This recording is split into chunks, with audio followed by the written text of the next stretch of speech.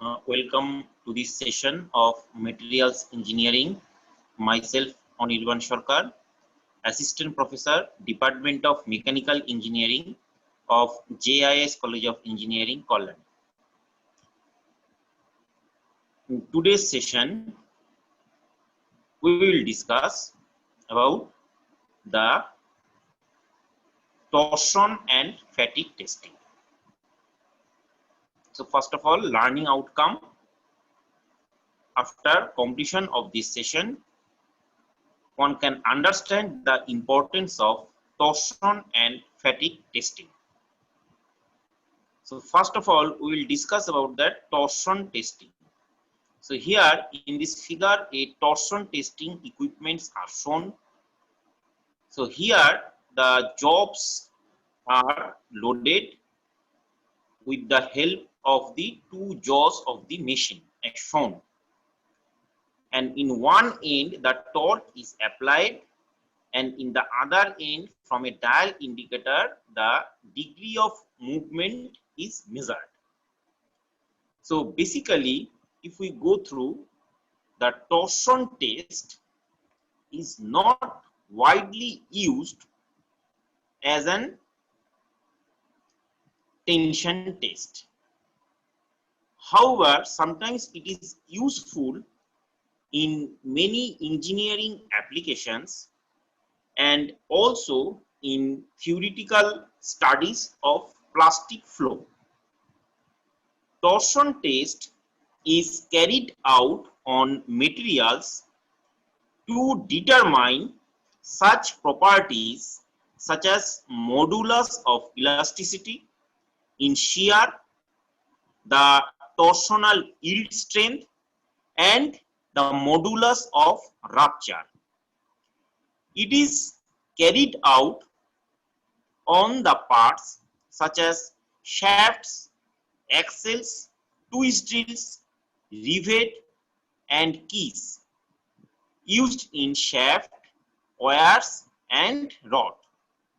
Stress strain diagrams are from the actual test data from which the above mentioned properties are determined. The test has not been standardized in general, and therefore there is no accurate relationship between the properties determined by the tension test and the tensile test. However, for the plain carbon steel, the torsional strength is usually 75% of the tensile strength. The torsion testing machine, as shown in the figure, is consists of an twisting head here with a chuck for gripping the specimen. So here the two jaws, as you can see, here the two chucks are there which can grip the material tightly, and a wing head which grips the other end of the specimen and measure the twisting moment of torque. So in this case here, the twisting moment or torque we can measure by this dial indicator. The gripping arrangement must be such that the axis of the specimen coincide with the axis of the rotation.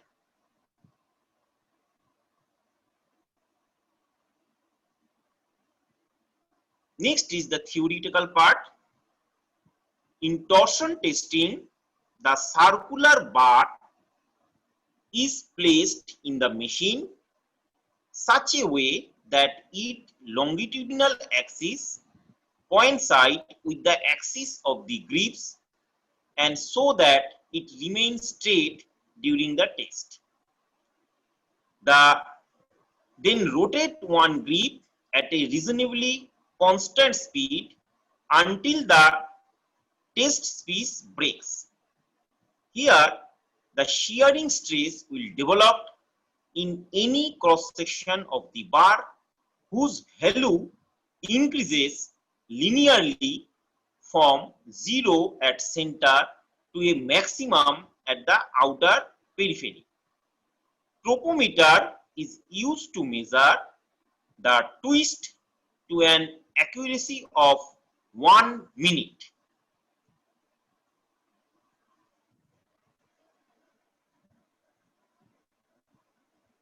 Next, type of torsion test.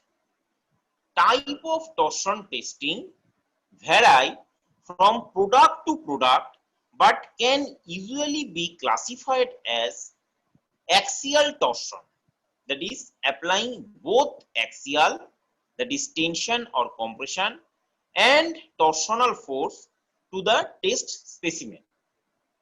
Next is torsion only, applying only torsional loads to the specimen. Failure testing, twisting the product, component or specimen until failure. Failure can be classified as either a physical break or a defect in the specimen. Proof testing, applying a torsional load and holds this torque or load for a fixed amount of time. Consider now the theoretical part we will discuss. So consider now a solid circular shaft of RA radius subjected to a torque TA at one end as shown in this figure. The other end being fixed under the action of this torque. The length of the shaft is L. Imagine a horizontal line drawn on the end face. When the end is twisted, the line rotates through an angle of theta. The length of the arc produced is, that is, arc theta. Now consider a line drawn along the length of the shaft. When twisted, the line moves at an angle of gamma. The length of the arc produced, that is L gamma.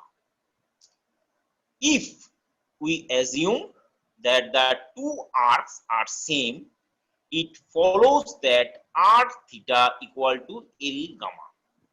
Hence, the equation r theta equal to L gamma will get gamma equal to r theta by L.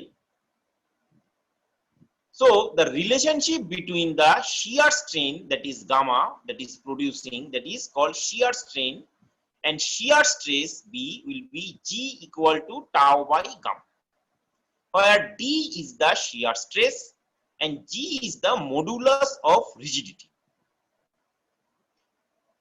G is one of the elastic constant of the material. The equation is only true so long as the material remains elastic. Now equating these two equations we will get, that is G theta by L equal to tau by R, which is denoted by another equation that is equal to in equation C. Now, since the derivation could be applied to any radius, it follows that shear stress is directly proportional to radius and is maximum on the surface. Now from the equation C could be rewritten as G theta by L is equal to R by tau by R. Now let us consider how the applied torque TA is balanced by the internal stress of the material. Consider a elementary ring of material with shear stress D acting on it at radius R. Force acts at a radius R, then the torque produces d theta equal to tau into 2 pi r square dr. Since tau is equal to g theta by L into R, which we can get from the equation D. So now putting dt will be g theta into R by L into pi into 2r square into dr. Now integrating this part from 0 to R, that is from its center to the outermost radius. So integral of 0 to R 2 pi g theta by L r cube dr. So ultimately we will get t is equal to 2 pi g theta by L r to the power 4 by 4. Now substituting r equal to d by 2, we will get t is equal to g theta by L pi d to the power 4 by 32. Now again this equation can be rewritten as t is equal to g theta by L into j, where j is the polar moment of inertia, which is equal to pi d to the power 4 by 32. So now we are rewriting this equation as t by j is equal to g theta by L equal to tau by r, where t is the applied torque, j is the polar moment of inertia, capital G is the modulus of torsional rigidity, theta is the angle twisted, L is the length of the job, tau is the shear stress applied, and r is the radius measured from its center. So while doing these assumptions made while deriving the above relations, following points we need to be remembered: that the material is homogeneous, circular section remains circle and do not wrap, a plane section of a material perpendicular to its longitudinal axis remain plane and does not wrap after the torque is applied. Shaft is loaded by a couple or torque in a plane perpendicular to the longitudinal axis of the plane. Shear stress is proportional to shear strain. It means that Hooke's law is appreciable. In circular shafts subjected to torque, shearing strain varies linearly. Now there is an failure pattern in torsion. So the deformation of the specimen is usually measured in torsion by twist measuring device, that is such as tropometer, which indicates the angular displacement. Specimens that have circular cross section are generally used for torsion test. In solid specimen, stress varies from 0 at the center of the specimen to a maximum at the surface. For tubular specimen, the stress distribution is nearly uniform throughout the cross section. Therefore, it is desirable to test a thin walled tubular specimen or weirs which will have uniform stress distribution over the entire cross-sectional area. Now, fractures or failures are different in torsion test than in tensile test. In torsion test, very small localized reduction in cross-sectional area occurs. A ductile material fails by shear 1 along with the other planes of maximum shear stress, and generally the plane of fracture is normally to the longitudinal axis. So, and a brittle material fails along a plane perpendicular to the direction of the maximum tensile stress as shown in this figure. So in this figure, in the first figure, that is which shows that solid ductile metals bar, that is mild steel, ductile torsion failure reveals a flat transverse break having smooth shear surface and microbed formation. The failure occurs along a plane perpendicular to the axis. In this plane, the principal stress will be maximum. Number 2, it is shown a solid brittle metal bars. The crack propagates on a helical plane.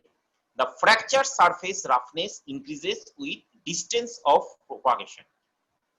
Crack propagation rate and decreased strength level 45-degree hemicoidal fracture will take place.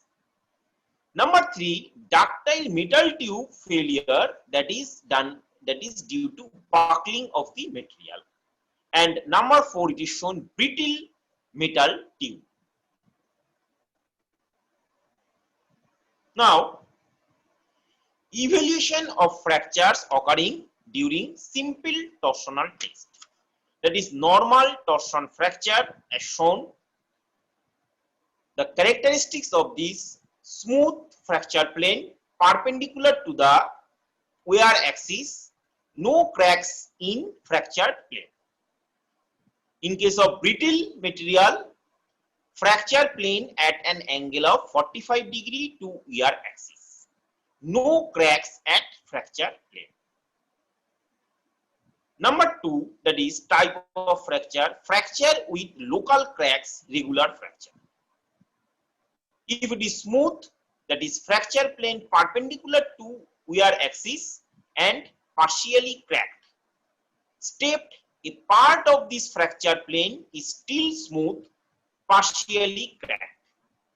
And number C, irregular fracture plane, no cracks in fracture plane. Next is fracture with special cracks over the whole length. That is, crack formation already occurs after a low number of torsion and is best visible at that moment. Smooth fracture plane perpendicular to wear axis and partially or entirely cracked. Stepped, a part of the fracture plane is still smooth and partially or entirely cracked. Brittle, fracture plane at an angle of 45-degree and partially or entirely cracked. Or irregular fracture plane and partially or entirely cracked.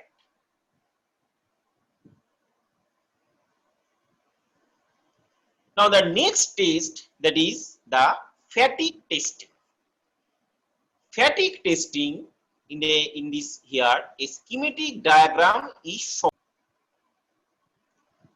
So in this schematic diagram, a fatigue testing equipment is shown. A job is loaded and at one end a weight is there, that is the stress is applied, and the job is rotated in an uniformly, it is rotated along its axis. That is, here a cyclic stress is developed.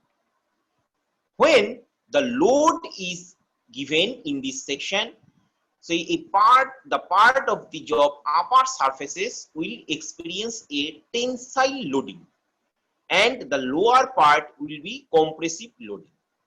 So when the rotations are given, a cyclic stress is generated.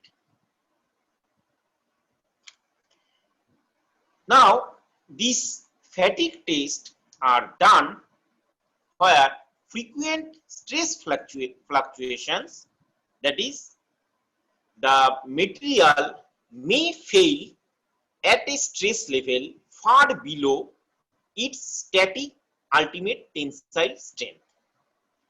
This failure is incidental and occur without any warning. It results in a brittle fracture with almost no deformation at the fracture region. and the fracture surface is usually normal to the direction of the principal tensile stress. Fracture is homogeneous in appearance, consisting of two regions, one smooth and the other is rough. Usually, the progress of fracture is indicated by a series of rings called benchmarks in the smooth region, progressing inward from the point of intimation to the failure. This phenomena is known as fatigue failure and is encountered in rotating machine parts, springs, connecting rods, aircraft wings, turbines, compressors, pumps, rubber type, etc., which are subjected to loading and vibration. The following basic factors are necessary to cause this fatigue failure: applied stress of sufficient magnitude, large variation or fluctuation in the applied stress, and sufficiently large number of cycles of the applied stress. Fatigue failure occurs due to the formation and growth of cracks. These cracks are very fine and difficult to detect. They usually start from the point of high stress concentration, such as corners and deep marks on the surface. Once a large area is occupied by cracks, the load-bearing area gets reduced and sudden failure occurs without any notice. Fatigue is the condition whereby material cracks or fails as a result of repetitive stress applied below and the ultimate tensile strength of the material. Fatigue failures generally involve three stages, that is crack initiation, crack propagation and fast fracture.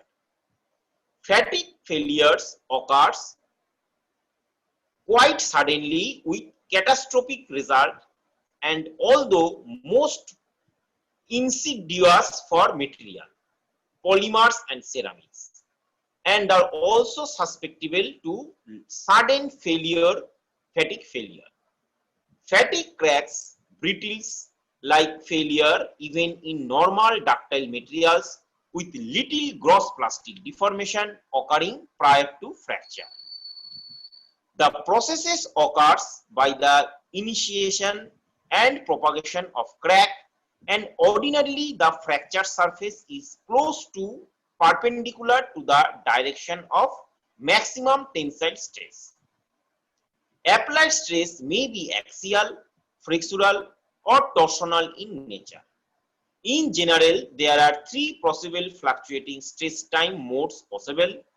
The simplest is completely reversed constant amplitude, where alternative stress varies from maximum tensile stress to the minimum compressive stress of equal magnitude.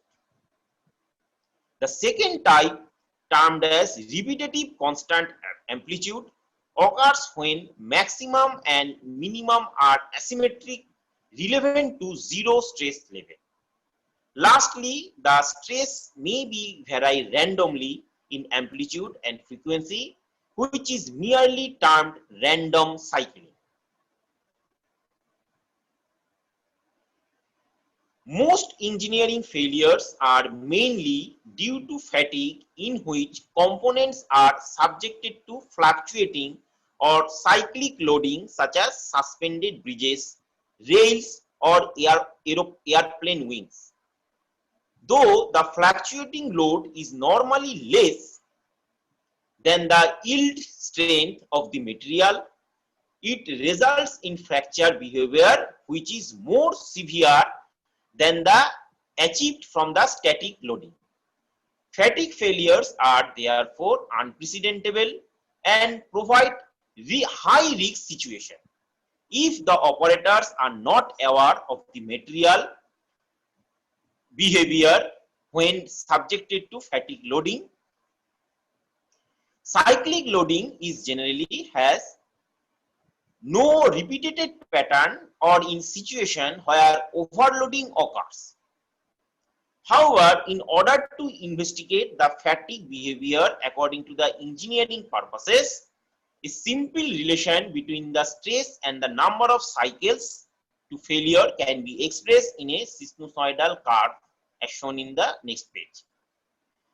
Fatigue behavior of the material can thus be practically described according to the parameters given as follows: maximum stress, sigma max; minimum stress, sigma min; stress range, that is del sigma; mean stress, that is sigma max by sigma min by 2; stress amplitude, that is sigma max minus sigma min by 2; and stress ratio, sigma min by sigma max. So here the stress cycles are shown, that is, first of all, it is shown tension compression, that is completely reverse cycle. Second case, it is shown tension, that is repetitive stress, that is tension load while is increasing and decreasing, that is tension, repetitive stress. And third of all, it is shown irregular or random stress. These parameters significantly affect the fatigue behavior of the material. This is, for example, increasing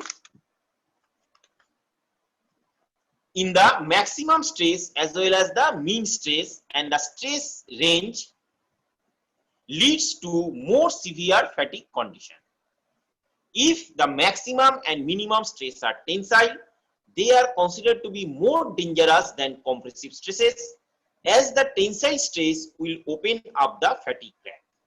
Furthermore, if the maximum and minimum stress are in similar amount but having the opposite signs, the stress in the case is called completely reverse cycle stresses, in which the stress ratio is equal to 1.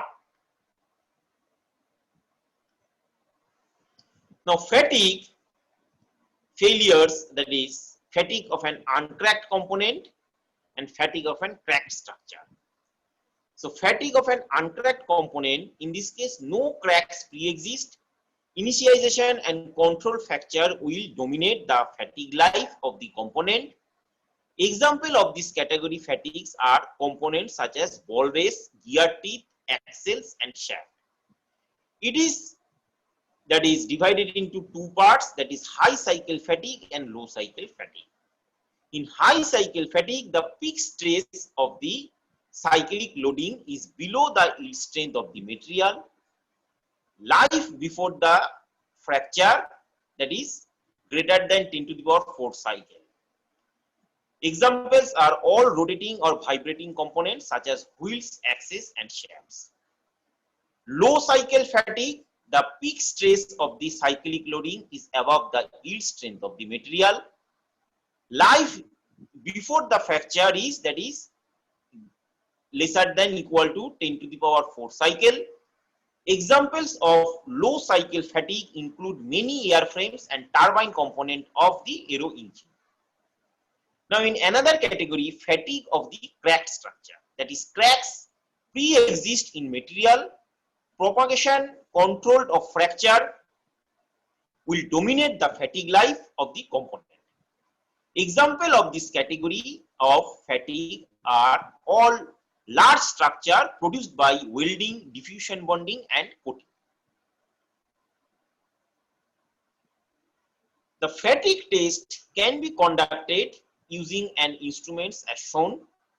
The fatigue specimen is gripped on the motor at one end to provide the rotational motion, whereas the other end is attached to a bearing and also subjected to a load or stress.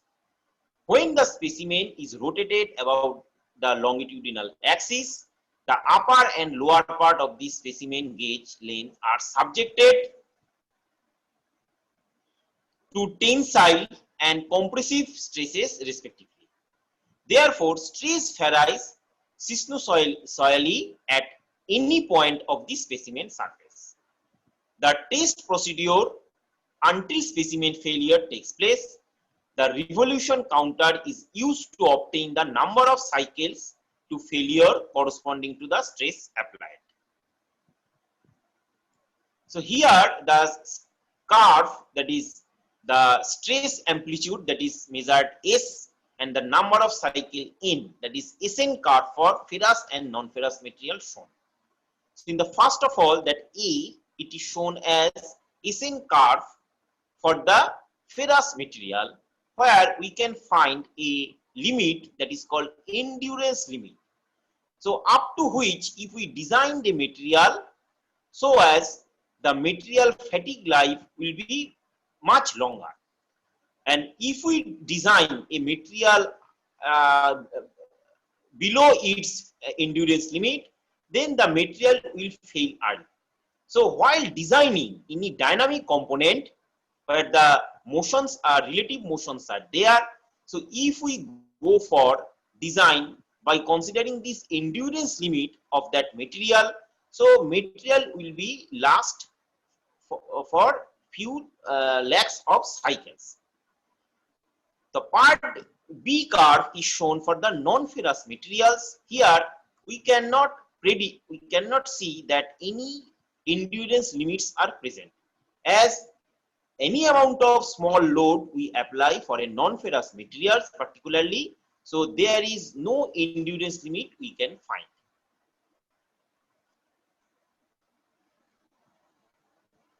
Next is the experimental procedure. First of all, we need to polish the sample surface as smooth as possible, and observation of any surface defects and deep scratch, machining parts, etc.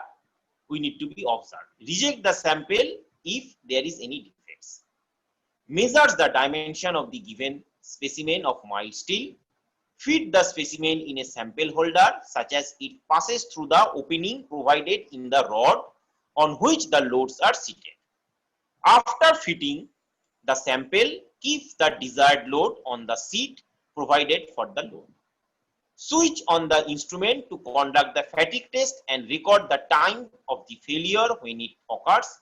Note the appearance of the fractured surface and the number of cycles completed before the failure in each case. Report the value of bending stress and number of cycle. Make the normal stress number of cycle and bending stress number of the cycle plots using the result of all batch and obtain the endurance limit. So this is applicable for a ferrous material. Fatigue protection methods. So there are some protection methods that there to increase the fatigue lives. First of all, surface hardening. Various methods are available, that is called shoot pinning. In this case, the surface is plastically deformed by blasting with hard steel or cast iron balls. It is particularly adapted to mass produced part or fairly small size. Surface rolling. The surface is plastically deformed by using controlled roller. This is particularly used for large parts. It is frequently used in critical regions such as fillets of crankshafts and the bearing surface of a railroad axles. Nitriding. Nitrogen is diffused onto the surface of steel which forms the alloy nitrides. Alloy nitrides are extremely hard. Carburizing and hardening. Carbon is diffused in the surface of the steel and hardened by martensite transformation. Grain size. Fine grain size improves the fatigue life. Surface finish. The crack initialization invariably occurs from a site of stress concentration. Therefore, rough surface have less fatigue life. Rough machining, punching, stamping, and deep indentation marks should be avoided. Proper design. Design of components should be eliminate sharp corners, recesses, etc. That is, it should avoid stress razors. Surface decarburization. Surface decarburization during processing or heat treatment should be avoided. Corrosion. Surface should be protected from corrosion, erosion, or chemical attacks. Factors affecting fatigue lives. Generally, fatigue strength increases with increasing rate of cycling, probably because of the increased stress strain rate accompanying more rapid cycling. The environment in which component undergoes stress reveals that a marked effect on a fatigue life. The fatigue life in vacuum is about 10 times more than that in moist air. It is clearly indicates that the environment has a corrosive effect and reduce the fatigue life. If the components are identical to one another in all respects, such as defects, microstructure, inclusions, etc., except the size, however, in certain cases, it has been observed that larger the size, less is the fatigue life. The decrease in fatigue strength is more for high strength material. This is due to more chances of imperfection of stress results in large size component. And increases in temperature above room temperature decreases the fatigue life due to increase in the crack growth rate. So with this, we are likely to conclude. These are the references. Thank you for joining this session.